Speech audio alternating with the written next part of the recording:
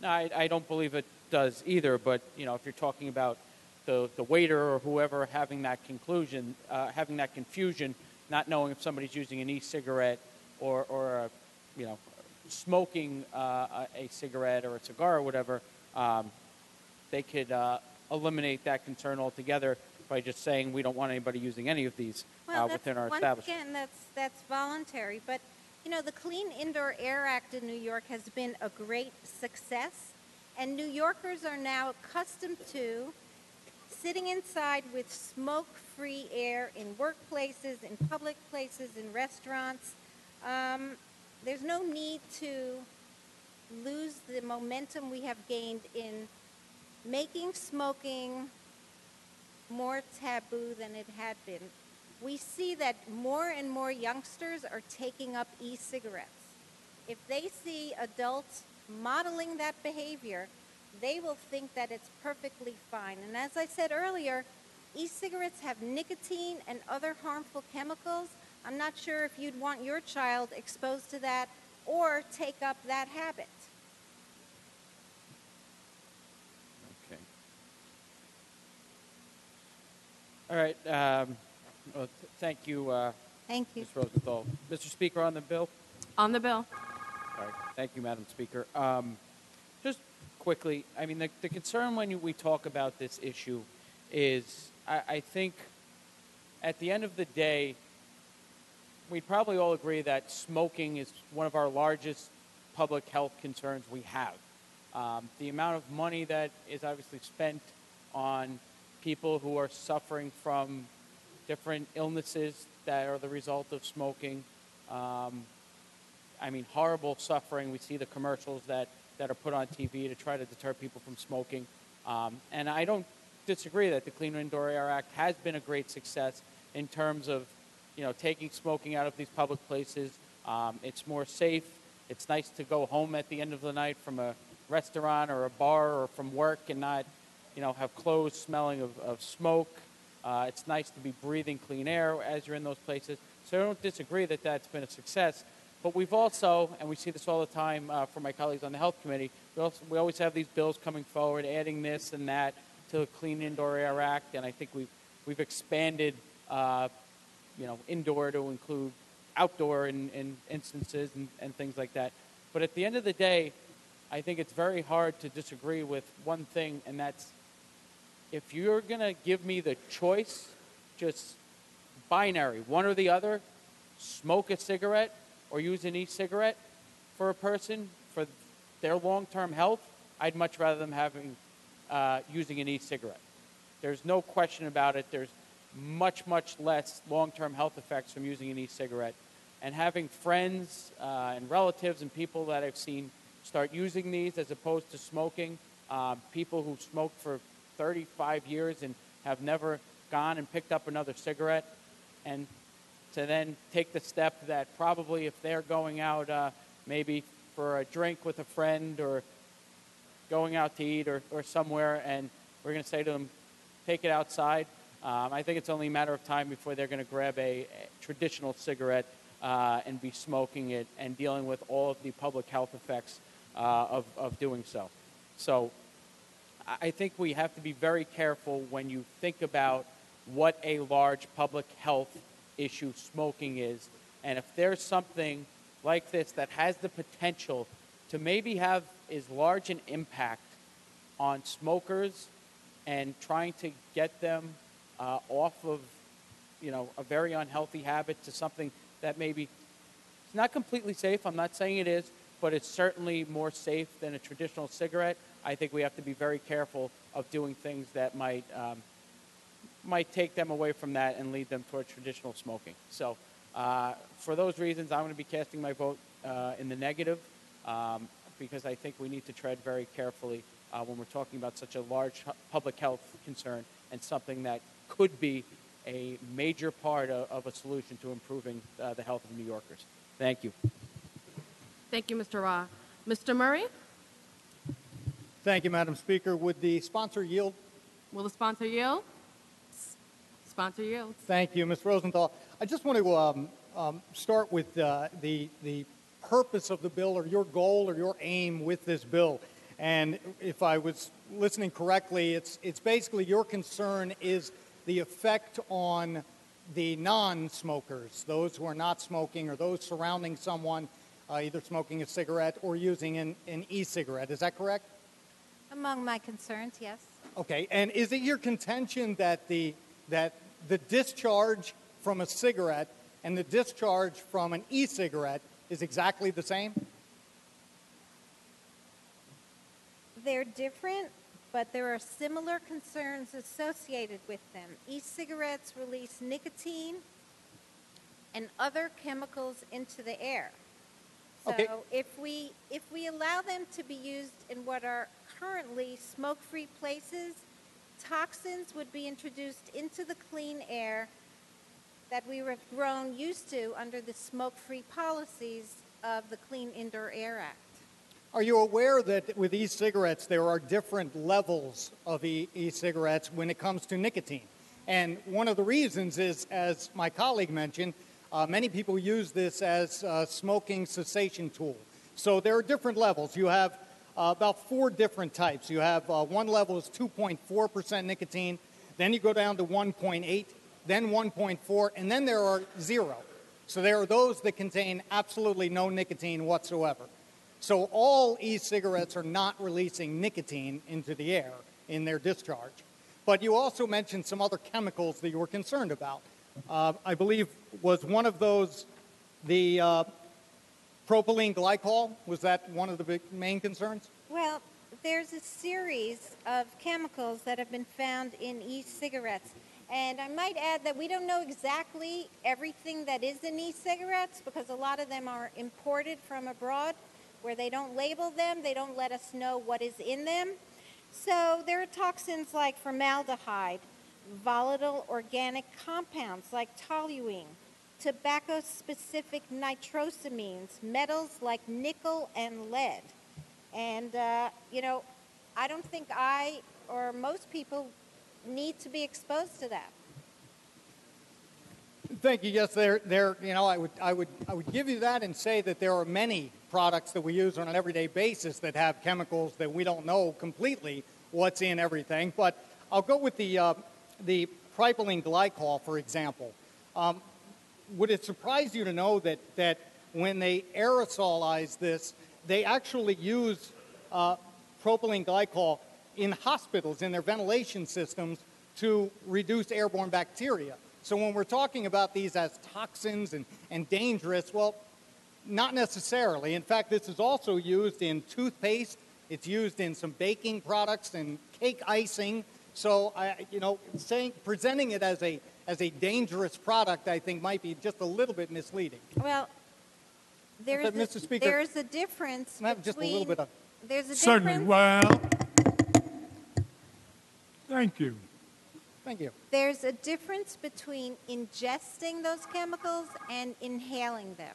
Well, as I said, the hospitals use them in their ventilation systems, so you'll naturally, if you're breathing, you're inhaling them. You can give me all your knowledge about one chemical. Sure. As I've said, there are plenty of other chemicals in here Absolutely. that no one needs to be exposed to. Okay. So if this bill were to pass, again, getting back to the crux of your concern is what's being released into the air. So if we were to pass this bill and we're talking about indoor air care, would we also be banning vaporizers or humidifiers, which also release chemicals and vapor into the air? Would we be banning those as well? This bill targets electronic cigarettes, which means electronic device that delivers vapor, which is inhaled by an individual user. So that's what we're So targeting. electronic devices that release vapor, like vaporizers or humidifiers. And in fact, they use those on a commercial basis. These are for individual users. Right. So my concern is, though, are we targeting e-cigarettes or are we worried about indoor air care? Because if we're worried about indoor air care, we should be looking at the fact that we have commercial humidifiers being used in buildings such as this to reduce static electricity, for example, to put humidity into the air. So we're releasing vapors in many of the buildings, public buildings that we're in every single day. If that's a matter of concern to you, I suggest you draft a bill on it. Well, actually, I believe it's a matter of concern to you, as you presented to several members here that your concern was indoor air care. So my concern is the fact that I don't think we're necessarily targeting indoor air care as much as you're targeting e-cigarettes or a particular product. You know, let me also say that when people use e-cigarettes indoors, children see what you're doing. Children think then that this is a regular part of life. We do not need new addicts. I can say this because I once was a heavy cigarette smoker.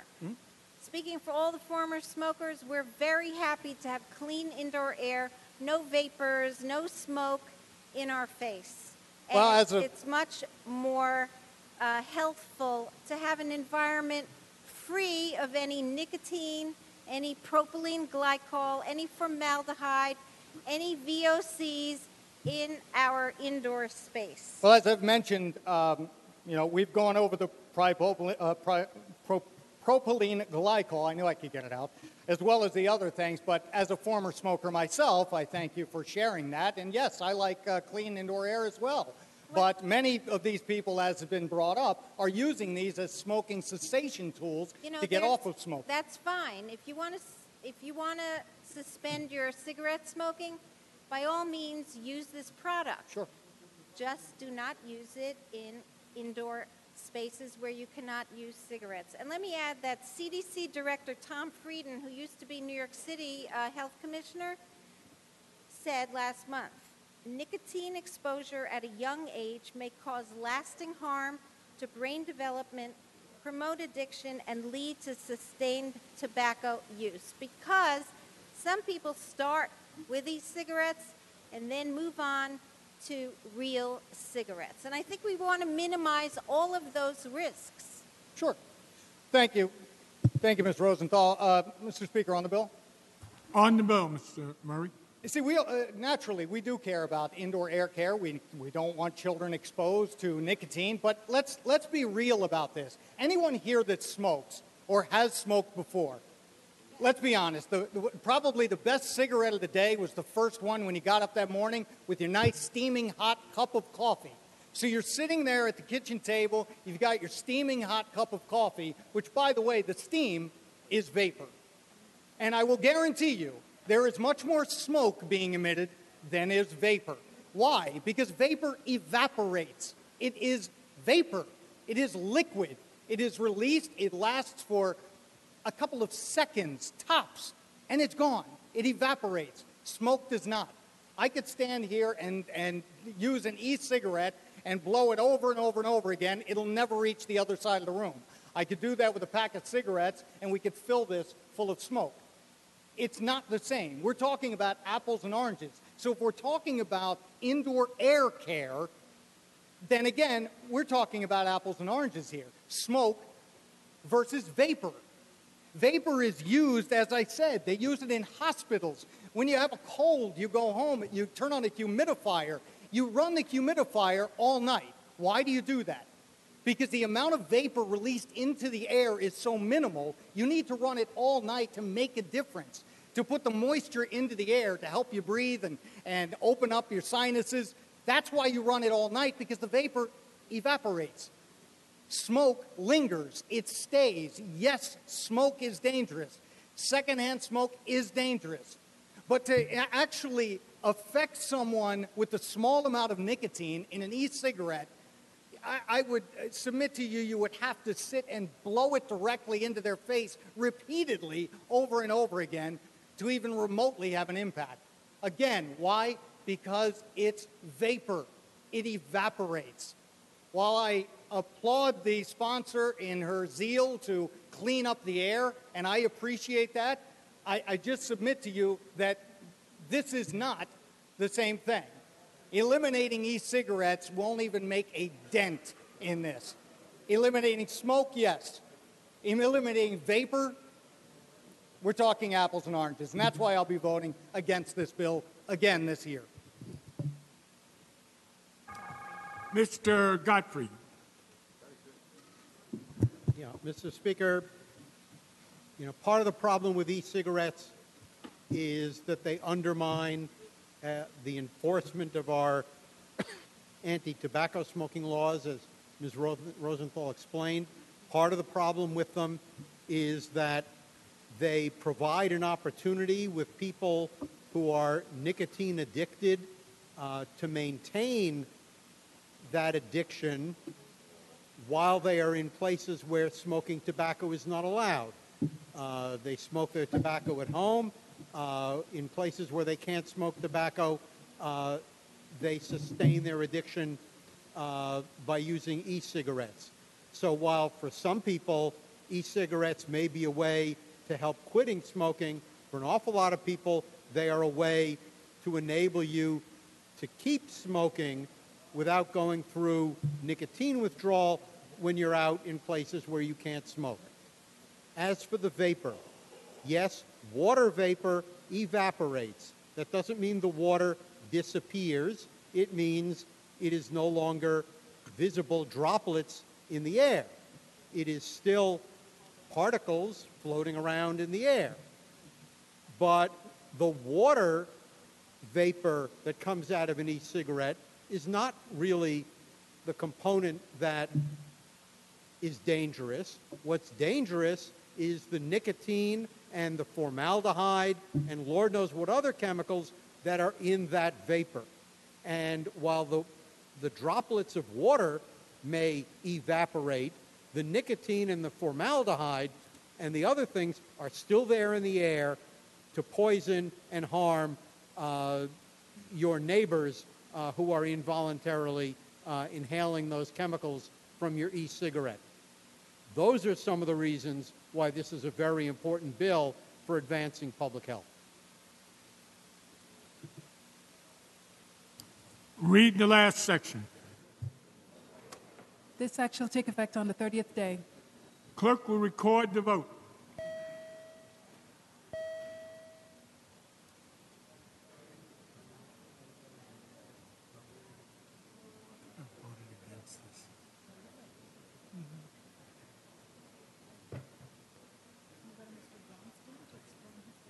Mr. Bronson to explain his vote. Mr. Bronstein, I'm sorry. Harry, this is crazy. Thank you, Mr. Speaker. Neighbors. Thank you, Mr. Speaker, to explain my vote. I was in a pharmacy a couple weeks ago, and I was standing online, and the woman in front of me was smoking an e-cigarette. And I found it to be disgusting. I found it to be offensive, and I found it to be a nuisance. Now, I think the science is still out there on whether or not the vapor is safe or not. I think it's better to be safe than sorry. And given the fact that it's a nuisance and it's so offensive, I don't think it's asking much for people in public places to just step outside and smoke an e-cigarette. For those reasons, I'll be voting in the affirmative. Thank you. Mr. Bronson in the affirmative.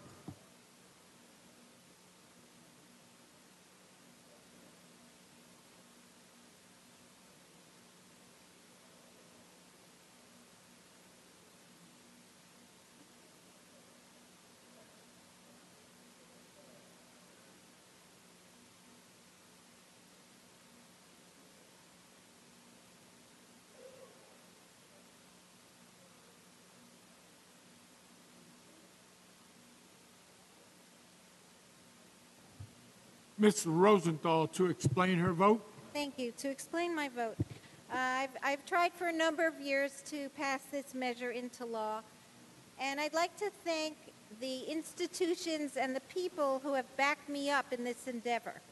The Cancer Action Network of the American Cancer Society, Roswell Park Cancer Institute, Campaign for Tobacco-Free Kids, County Health Officials of New York, American Heart Association and American Stroke Association, New York State Public Health Association, the American Lung Association, the New York Health Plan Association, the American Academy of Pediatrics,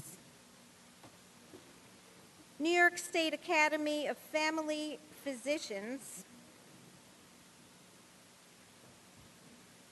the county of Suffolk, and many others who realize that it's better to be safe than sorry. People said tobacco was safe and fine. Turns out it was not.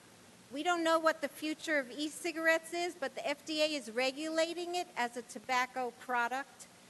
I think it's time that the 30% of the state that's currently not following, not under the Clean Indoor Air Act, join the rest of the states so we have a uniform policy and we can expect to enjoy clean indoor air any place in New York State. So I vote in the affirmative.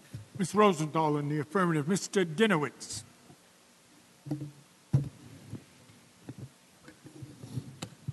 I would like to thank the sponsor for working so hard on this bill. You know, many people think smoking is disgusting, and it is. And I think the fact that we don't really know what's in this stuff is really scary. And I will judge this based on what I would do. I don't let people smoke in my home, and I wouldn't let people use this in my home either. I don't think banning it in the same way that cigarettes are banned in certain places indoors is really a terrible imposition. You know, when kids see you smoke, whether it's with a cigarette or an e-cigarette, they see the same thing. And anything that's done that encourages kids to take up smoking is a terrible thing to do. And I would suggest that this is the equivalent of a gateway drug that people, young people who may use e-cigarettes are very likely to eventually use smoke cigarettes. And as we know, tobacco kills, and no one should have to breathe smoke indoors, and no one should have to see other people smoking, especially kids. So I will vote in the affirmative. Mr. Dinowitz in the affirmative. Mr. McDonough. Thank you, Mr. Speaker. I'd just like to note that I am voting against this because the sponsor mentioned so many places and so many local jurisdictions that have already decided that in their county or their town they don't want it and they're making it illegal. It's enforced locally, and I think this is a situation where we are dictating to all the local governments that we know better than you, and even though the arguments are very strong on both sides, I think this is a local issue to be enforced locally if they decide to ban it in any way, shape, or form. And also that would put a lot of places out of business that are in the marketing of that. But I think we go too far where we say, we know better than you do, and you can make it local. And as the sponsor indicated, so many counties, I forget the percentage she said, already do ban it, as she suggests, and others have not followed yet. I think it's a local decision, and it's not our decision to make, even though I can support arguments on both sides. But it's not our purview to do this. Thank you. So I am voting in the negative. Thank you.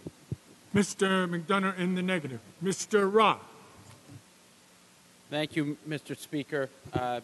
Just briefly, and you know what, I agree with a lot of what's been said in support of this as well. I do not like the habit of smoking. I've never been a smoker. I'm appreciative of the clean air we're able to breathe because of the Clean Indoor Air Act. But I think the thing we're missing here is that this is different, and we're probably doing it in this way because this is the easiest way to do it. We have an existing law. We can just fit this in. It's nice and clean. I think the reality is we'd be better suited by coming up with some other categorization for e-cigarette use. Do I think it shouldn't be used in offices? Absolutely. Do I think it shouldn't be used in, in stores and things like that? Absolutely. But if somebody owns a bar and somebody wants to sit at the end of the bar and use an e-cigarette and it's not bothering anybody, they can choose whether or not they want to tell their patrons, don't use that in here and go outside. Or, they can also make the decision, I'm going to let people use it in here and, take what goes with it, which might be other patrons saying, I don't want to go there because I don't want to be subjected to it. So I think really the clear alternative, and probably, in my opinion, the best thing for public health in the long run would be to create a different categorization for this, and it would be proper to ban its use in many of the places that are banned under the Clean Indoor Air Act, but I don't think all of them. And for that reason, again, I'm going to be voting in the negative. Thank you. Mr. Ra in the negative. Mr. Glick. Very quickly, I know that it was raised that there are a number of localities that, in fact, do ban e-cigarettes, and why do we need to do it statewide? Because people who want clean air it shouldn't be an accident of where you are as to whether or not you have the protection, that you don't have to be breathing in these vapors or somebody's cigarettes. So that's why we do things statewide, so that it isn't a patchwork quilt of different rules around the state. So I withdraw my request and vote in the affirmative. Ms. Glick in the affirmative.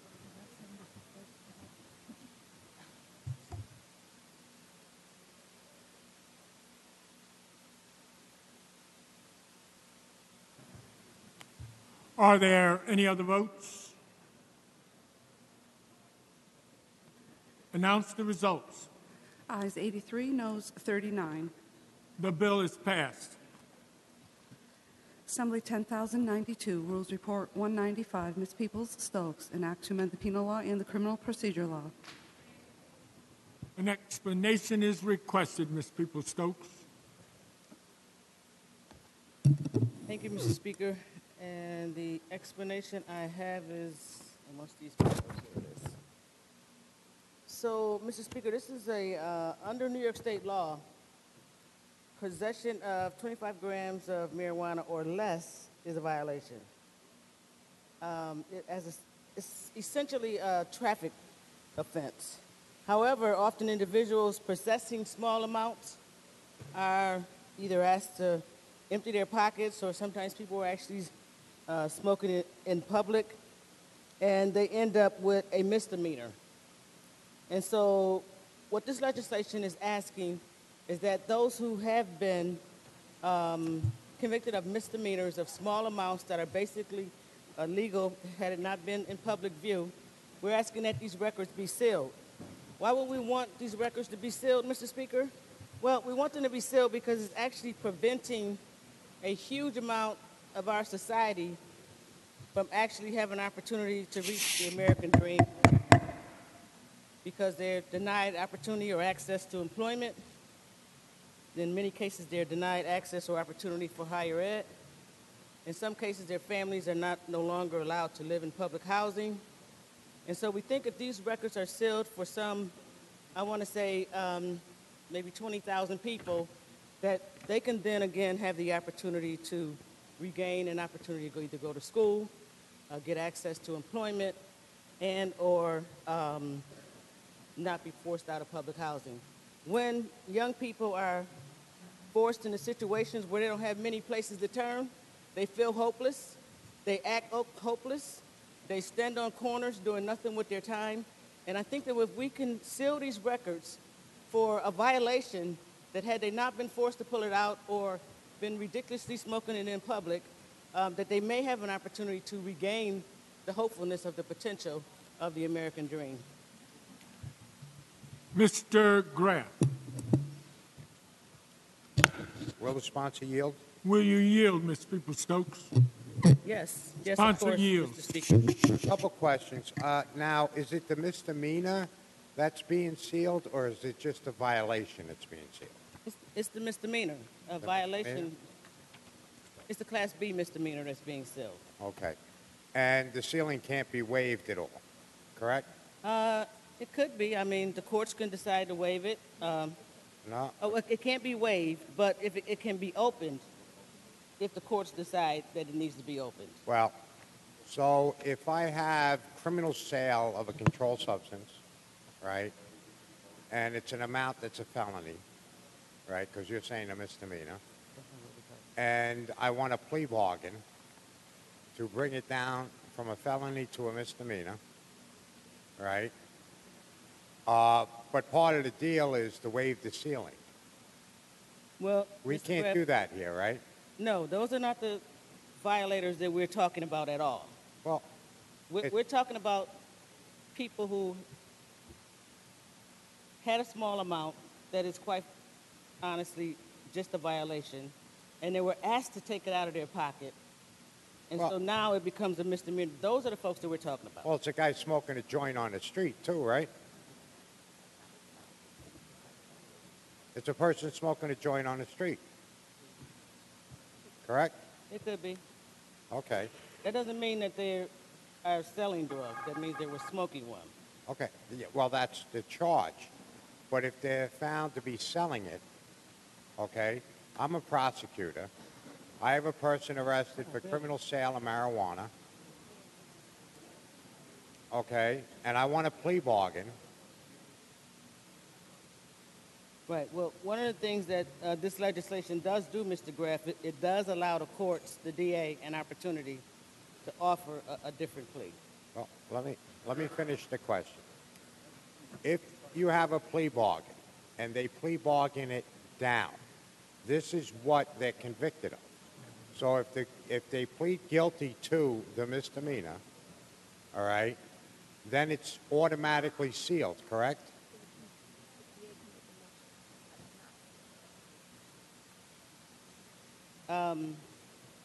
Just to be clear, the DA can make a motion for it not to be sealed. Well, I think in the bill, what happens here is if they've had a conviction prior, right, and they make a motion to seal that record, that prior conviction, not going here forward, they want to seal that prior conviction, right? Then the DA gets an opportunity to put in a motion for that prior conviction to stop the sealing, correct? It's at the time of conviction that the DA can make that motion. Yeah, but in this bill, can't I go back before that? So if they Yes. were convicted prior, Yes. and in order for me to go back, I have to it's not automatically sealed if it was a prior crime. I have to put in a motion to seal, Right. okay? And when I put it, and then the DA can respond. But in Right. this case, the DA can't respond because now going forward, if it's a conviction for this, it's an automatic sealing of the record. The DA can always respond. Okay, but in your legislation, right, it says the sealing is automatic, that they can't waive the sealing. Sir, So, it does say that. But I'm Okay. telling you that the DA can make a motion on this issue. where does it say that in the bill, please? It is already an existing law.